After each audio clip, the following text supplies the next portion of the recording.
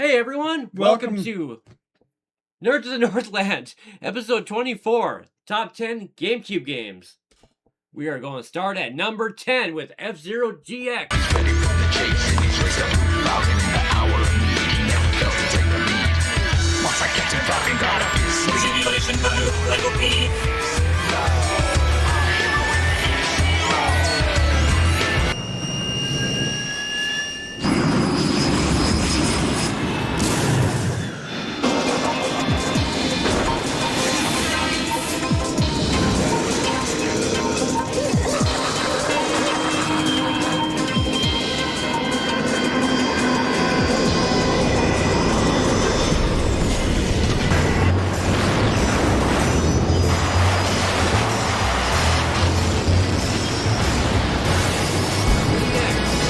Best racing game I've ever played, the fastest racing game I've ever played, and I don't play racing games much, so I played a few. I am talking louder. So just F-Zero GX is really difficult. They did this thing where in game design you want to make it so it's really hard but not too hard, right? So in the middle. They did it so it was like just hard enough where you have to like just beat it pretty much in every race. It's so fun though. It gave you the biggest rush.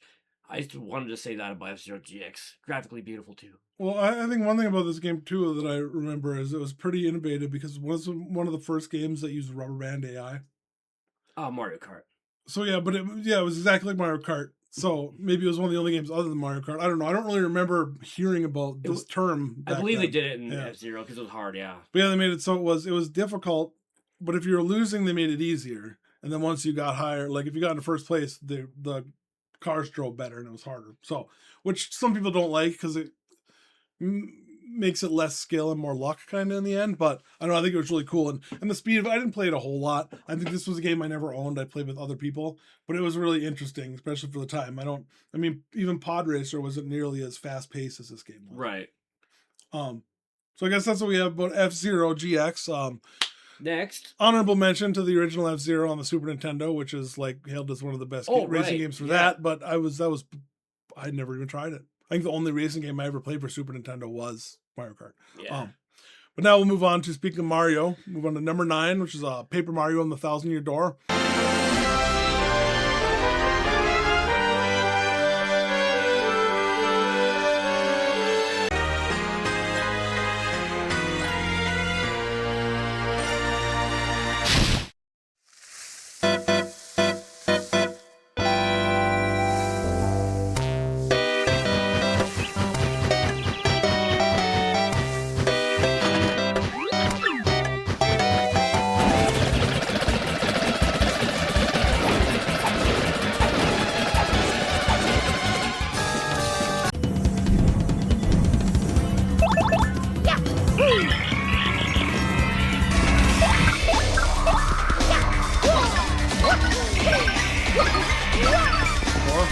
Which to me is the best Paper Mario ever made. I still haven't played it yet. Yeah, I forget what the next one was. Was it a Mario and Luigi Superstar Saga? Or no, I mean the next Paper Mario, but it wasn't very good, and they changed the battle system after this one. Like this one was basically the last game that was connected to Super Mario RPG in the way it was turn based. After that, now I think the battle system is just this weird ring thing. I've never even tried the new one. I think I'm kind of out. But I loved Paper Mario and the Thousand-Year Door. The story was great and how it was dark at times. Like for a Mario game, it was really interesting. The sound effects, obviously, Nintendo always kills it on sound.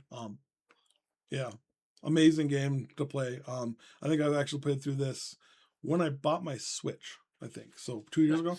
Yeah. I'll have to give it a try soon, but that sounds like a fun game, yeah. Yeah, did you ever play the original Paper Mario? No, I've only played Mario RPG and then the Superstar Saga one. Yeah, no, the original Paper Mario was like a lot of games from that age. When you play it, it's after current games, it's way too like slow paced and it feels weird. Is it like Superstar Saga where you have to have Mario and Luigi have different abilities that work together? Just Paper Mario on the N64 was just yeah. It was a lot of the same controls as Thousand-Year Door, but they were sluggish and there was stuff, there wasn't as much like extras and stuff. So they were creative with the paper then, with the puzzles. Yeah, and I think Paper Mario was actually supposed to be a direct sequel to Super Mario RPG. Okay, cool. I think, or spiritual. I don't know, spiritual successor. Right. Yeah. Next, Number 8 is Resident Evil 1, the remake for our game. Bizarre murder cases have recently occurred in Raccoon City. There are outlandish reports of families being attacked by a group of about 10 people. Victims were apparently eaten. Barry. Where's Barry? He's...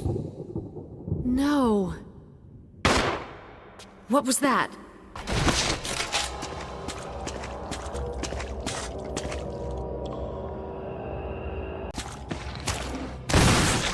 GameCube. I mean, why can't we?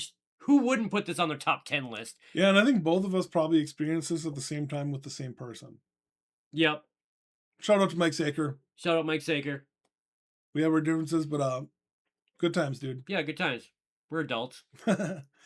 So But I mean, remember the first time you saw Crimson Head? Like, that was probably the first time I was legitimately scared of a video game. And also that was the first time where I thought a remake, and then they added that. They're like, wow, that's something you add that is actually something good for a remake. Yeah, now it's been out long enough, so I feel a little bit less worse about this. The fact that the blister heads from Resident Evil 9 weren't called goddamn Crimson Heads. They're zombies who already died who come back to life with red, bloody heads. They're Crimson Heads. They had to rename them, though, because it's a new game, but they brought back Crimson Heads. I was so excited when that happened. Resident Evil 9 Requiem, everybody get it now. Right, and we both actually have it, and I'll tell you this. There's something coming this way for Critical Hit community and us for Resident Evil 9. Yes, but... Or I guess we're not talking about that. But Resident Evil 1, I mean, just the beginning really of quick, everything. I mean, yeah. And comparing the remake on... And we're talking about the remake for the Cube specifically. Yep. Comparing that to the PS1 game is like comparing, I don't know, Doom to Halo. It just doesn't... It's just not even close. Yeah, So. I remember the graphics being really good. I mean, not talking about graphics again, but Resident Evil 1 remake, it was like a big upgrade in the whole game industry when that came out. It was like, holy crap. Yeah, and the lighting was so cool. You look back and it's like, now we have ray tracing, but we didn't on the GameCube. What they did with that game was pretty epic. Right.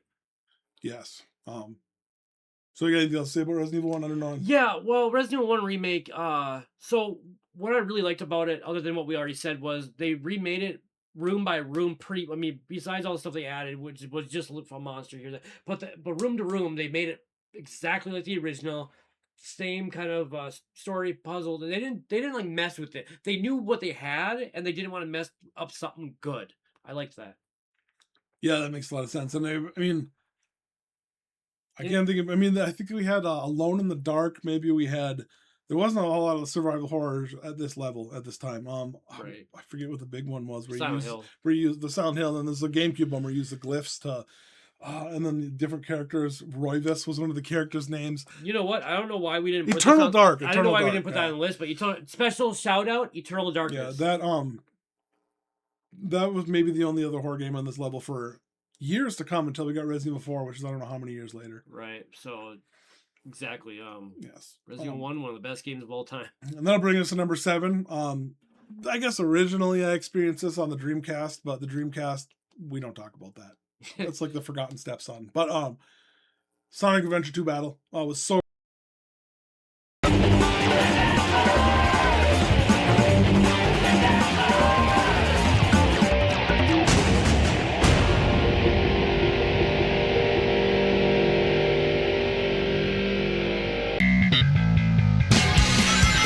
Attention all units. Suspect seen heading south. Block all major roads and capture the suspect.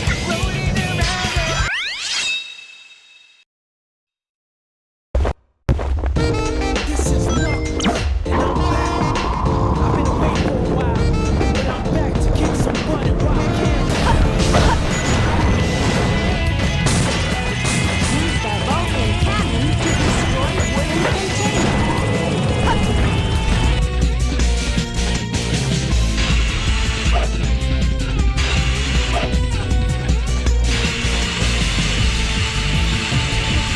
so great on the Cube, and you had got to raise the chows, and the way you could have your chows like interact with other people's chows. So fun.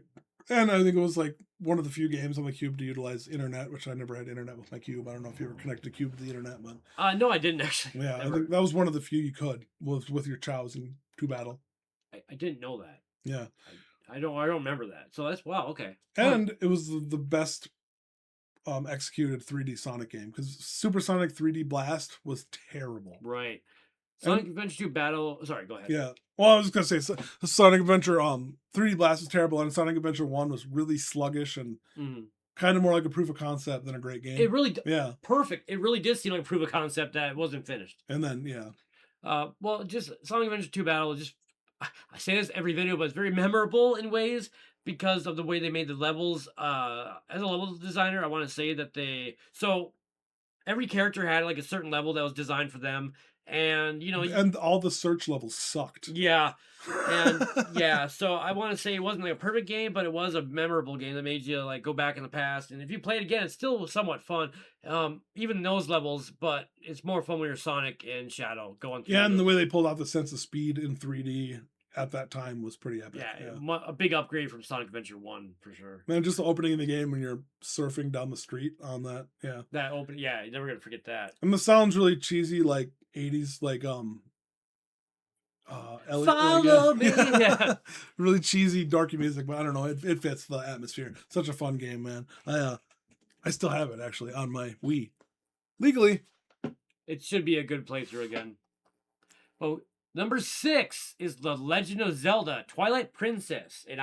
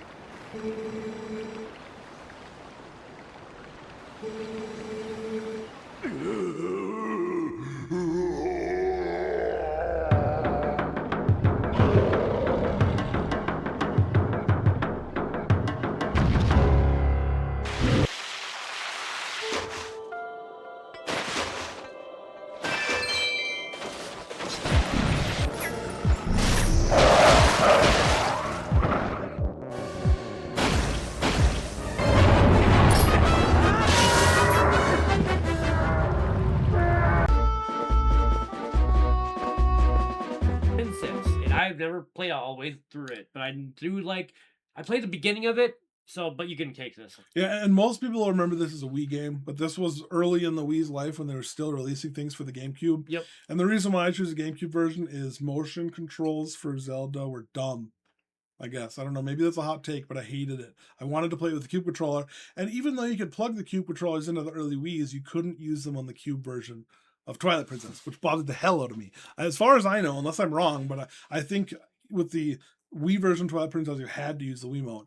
And at first it was kind of cool and kind of, I can't think of innovative? The word. Yeah, and it pulled me in for a little bit, and then I immediately got sick of the motion controls. Yeah, I'm a controller guy myself. I would choose the GameCube version. I thought fishing would be cool, but having just the remote and no weight of a fishing rod makes it feel stupid. It just doesn't, and it wasn't very responsive because it was very early motion controls.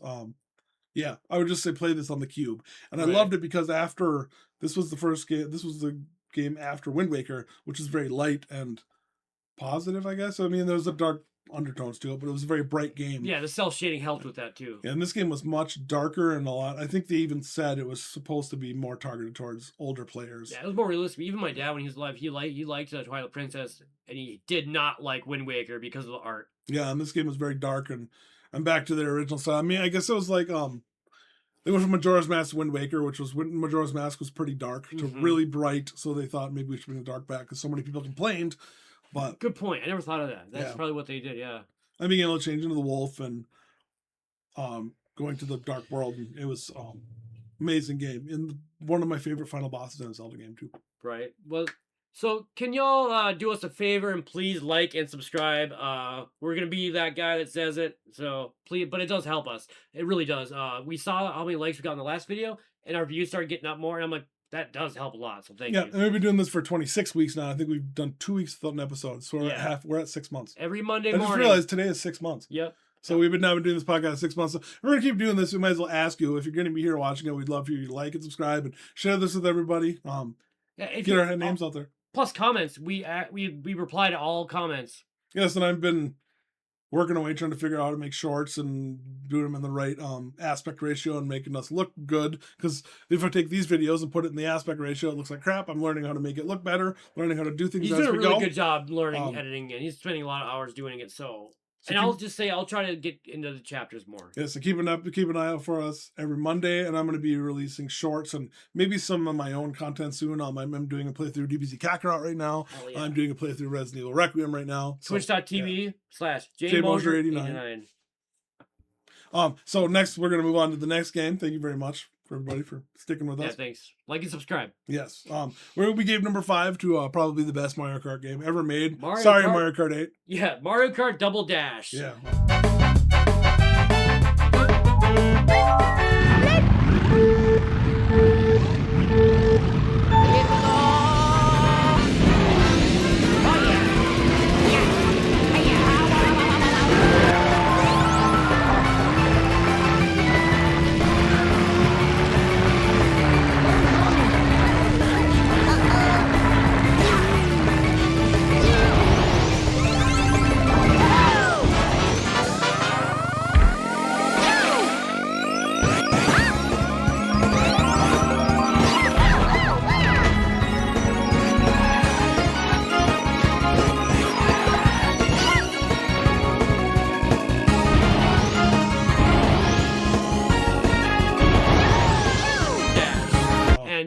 So memorable, memorable. Yeah, and it was cool they brought back the levels in Mario Kart 8, but you still don't have the other person. I still, even in Mario Kart 8, I'm constantly hitting Y to flip people when you can't. So Mario Kart has the rubber banding thing. If you guys don't know what that is, it's if you're in first place, it's harder. If you're in last place, they actually make it easier to get you up there. So, but here's what my point is.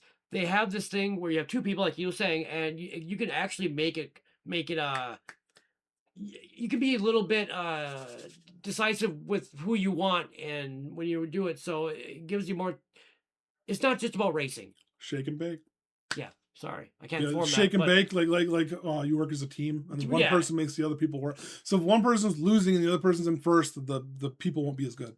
Your opponents won't be as good. And with the partner, it's just more fun. And Double Dash is the only Mario Kart game I like. Saying memorable, I got it's a great game. A lot of fun. And I think the rubber band AI in this game, it works because it's so arcadey, and with items like blue and red shells, you can just be taken out from first to last immediately, and it works in this game. Right. And it also makes it when you'll get hit with a shell, get put into last, and then immediately get a blue shell and screw everything up, and it makes everything crazy, which kind of makes it frustrating if you're like about to win and something happens. But this is part of the game, and I think it works with Mario Kart. This is Rogan-esque, so this is all one take. So as you can see, I couldn't think, and I had brain freeze. Anyway, let's go. We're being realistic. I hope you like us. Like and subscribe. No, anyway. I'm ruining this. Next is the game that I didn't play a whole lot. Super Smash Brothers Melee is number 4.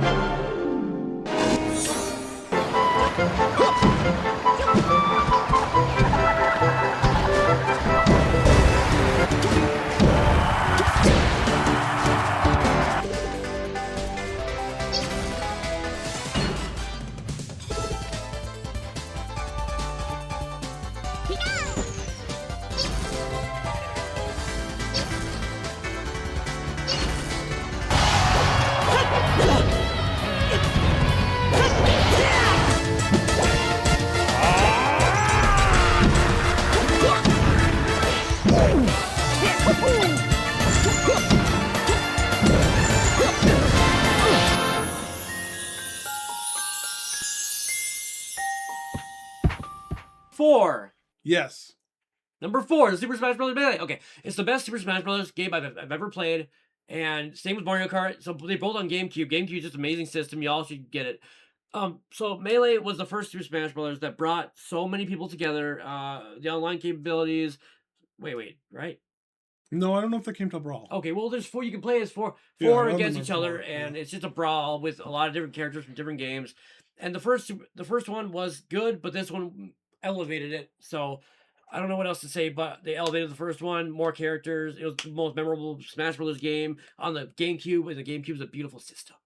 Yeah, and I don't think I ever really played the story mode in this one. The story mode I remember is Interplanetary, whatever, from Brawl, which is always everyone thinks is the best story mode. But I played a lot of this was like one of the few multiplayer games I really got into. I love playing it with friends and stuff. I'm not really much of a multiplayer gamer, heck yeah. so I remember playing it a lot as other people. And the cool part about playing it with a friend is they put in the friggin' 200 hours or whatever to get Mewtwo, so I could use Mewtwo. Like I didn't want to do that myself. It was a lot of work, but Right? yeah, it was fun to play. It's like when you play a Mortal Kombat game with a friend, they unlock everything for you, and it's like, oh, cool. Yeah, I mean, I could talk for hours about Brawl, but this game was, I don't know, for some reason I missed this one a little bit more. I guess maybe I was more to PS2 at this time. We might have put this here for nostalgia, but it is one of the best games of all time. Yeah, I didn't get a GameCube till pretty late, so. So number 3 is Resident Evil 4. We are not.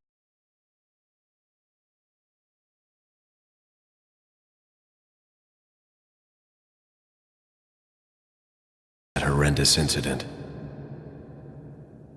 I received special training via a secret organization working under the direct control of the president. I was to assume the responsibility of protecting the new president's family.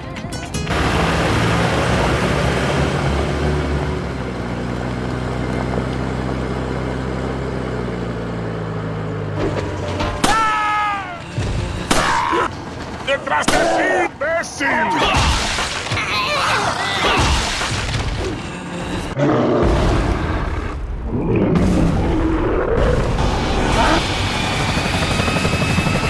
Take cover!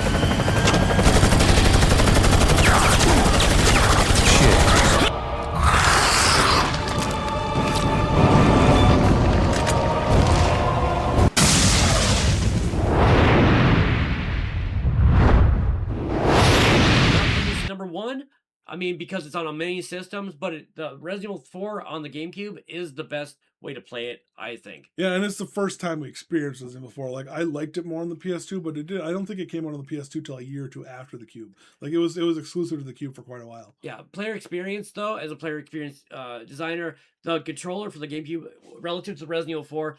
So when you're turning back and you're fighting, you're quick turning, you're running, they designed it so well for the GameCube that you got good at the game faster than you would at other systems. Well, and it wasn't before, it was third person, but it was fixed camera. This Yeah. time it was, I don't know what it's called. Third person shoulder. Yeah, not fixed camera, it's something else camera, but whatever. You know what we mean. But yeah, I mean, one of the best Resident Evil games of all time. And when you want to play it nowadays, yeah, Steam is. But when you're a classic, when you're a a game collector, play it on the GameCube. Yeah, well, one hard part about the GameCube, I'm just thinking of, was Mercenary modes on the GameCube? Losing my voice. I don't know if Mercenaries was on the GameCube. Yes, it was. So that wasn't added on the PS2? Okay, so Mercenaries was one thing that made that game like way better, because at that time you finish a Resident Evil game and it's the only choice you have is to do it over again better. Yeah. This time they gave you a whole other option of, like, not super long, but it's probably another 3 hours of gameplay in Plus assignment 8. Mercenaries. Oh yeah, and then you got, was that on the Cube or did that? GameCube. Okay. Wow, I didn't know they crammed a lot onto that little Cube disc. Never realized that. Good job, Nintendo. And New Game Plus. It was one of the best games for New Game Plus to go Yeah. right through it. I mean, it wasn't as horror but Yeah, I think this was the first Resident Evil that gave you bonuses that made the playthrough easier. Because like Resident Evil 2, you could play through again, but you just had to play through with the same stuff. reward the player, right? Yeah. Which brings us to the next game that really rewards the player when you get through and pass through mazes. Metroid Prime is number 2.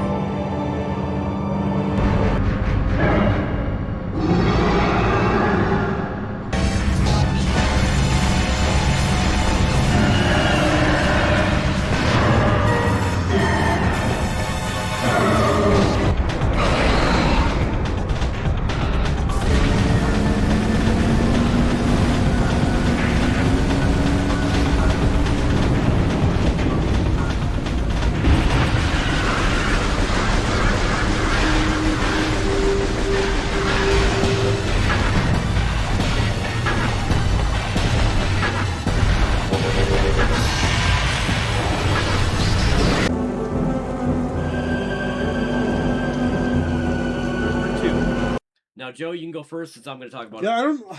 This game, I was kind of late to this game, and I kind of missed it. I guess. It wasn't as big in my library. I was trying to get. I have Metro Prime for the Switch on the floor over there. I'm not going to get it. Too much work. But as far as a Metro game goes, like going from Super Metro to this is one. A lot of games don't translate well to 3D. And 8 years later too, and they did an amazing job translating to 3D with the same enemies and a lot of the same areas, and the way they made your ship look in 3D was like how you always thought it was going to look. Exactly. Masterpiece. From 1994, my favorite game of all time, Super Metro. 2002, we've been waiting a long time for it, and then when it came out, they did not ruin it. They made it 3D. They made it from Town Overworld to Fendrana Drifts. Made the music amazing for every area, from ice to fire to jungle to whatever. Like he said, he basically just knocked it all out of the park. It's the best 3D Metroid game you could play. Well, and take it and compare it to any other game released that year. Graphically, it was amazing. Oh, amazing! The graphics. Reflections on the guns, the lighting as you shot your gun, like it was. Even the remake, I'm sorry, the remaster is really good too. But this original, go play the original Metroid Prime and look how beautiful it is on GameCube. And remember, ray tracing didn't even exist, so that's all. That's all them making it. They all made that lighting by hand. I don't know exactly how it was done back then. The artist spent a long time making it good. Yeah. Back then it was harder to so. And this is one of those examples of, if it's a mainline Nintendo game, just buy it. Don't worry about, it's gonna be great. Like, right? Yeah, this is one that they put time in, they made awesome. So best 3D Metroid game you could play, and if you're a collector, definitely get it first for GameCube. Yes, and I guess while we're talking about Metroid, and Jacob mentioned Super Metroid earlier, he does like to speedrun games like that, and you can find him at twitch.tv/CosmoRetro. Right now I'm so current. I'll just say what I'm doing currently. I'm my last month of college, so I'll start speedrunning more and doing all that next month, April, May. It's gonna be more. I'm learning Secret of Evermore 100%. It's gonna be a 3-hour then I'll make it down to 2 hours, something like that. But I'm doing Secret of Evermore 100% instead of Chrono Trigger, because Chrono Trigger is 6 hours instead of 3 hours. I'd rather do a 3-hour speedrun. Because it's better. It's better. It's better. It's better. But it's a better game, but speedrunning. And not many people do Secret of Evermore. I want to be one of the top something of Evermore, so that's just my goal for this year. And I'm an admin of the Critical Hit community, and he's part of it too. And we're hoping to make him a future host. Yeah, I mean, I'm trying to get more involved with this stuff. I'm not very good at it. I mean, I just got a Discord like a month ago, and I almost never look at it. I should probably pay more attention. We did recently start a Nerds of the Northland Facebook page. I personally have deleted my Facebook. I feel like it's unhealthy for my life, but I'm going to use it to promote the podcast. You can either find us a friend requests. I'm going to go try to do some mass friend requests later today just to get it started. Try to post some videos, yeah. And I guess you can find me on Twitter. That's where I'll promote things, and I say things that are probably way too inappropriate for YouTube. I don't catch them. I gotta start catching your things. They don't come. But really, right now, other than that, you can find me at twitch.tv/jmoser89. I just finished the bad ending of Resident Evil Requiem. I'm going to stream either tonight or tomorrow the good ending, and then I'm going to start another playthrough. I'm also playing DBZ Kakarot. I'm starting to make clips of that, so I might start streaming that a little bit. Nice. Because I'm putting a lot of time into it and really enjoying it. Way more than I thought it would. It makes me feel like I'm 12 again. And having said that, for Resident Evil 9, I do have big goals for this year for that game, because it's one of the best games I've ever played in my life, and I am only at the beginning. And yeah, I am. I don't know. Maybe I'm just a Capcom whore, but I am like real close to a 10 out of 10 on this game. I don't know why I wouldn't give it a 10. Hey, Capcom, can you make both of us Capcom creators? My only negative was I decided to play in classic mode, and at the beginning I figured out that means you can play for an hour and a half and die and have to go all the way back to the same point. I was here for one of them, yeah. But eventually I learned, and it was actually, I liked the original. Like, I actually changed the sound effects in the game to the original beeps. Did you notice that? My menu sounds are different. Oh. Than the original from the PlayStation. Yeah. I had that option too. I didn't choose it though. Huh. Yes, but, so yeah. Cool. Twitch.tv/CosmoRetro, Twitch.tv/jmoser89, and Nerds of the Northland on every platform I can think of soon. If you're a professional, go on LinkedIn, find me on Jacob LeRoux. You'll just see the game design. I'm the only game designer in Jacob LeRoux. You're the only Jacob LeRoux. Also, if you type my name in Google, it's like 2 pages. I'm like, oh my god, I'm popular. You're my only Jacob. I'm not gay. If there's any Japanese women that are hot and gay, they're gamers, and you just said hot and gay.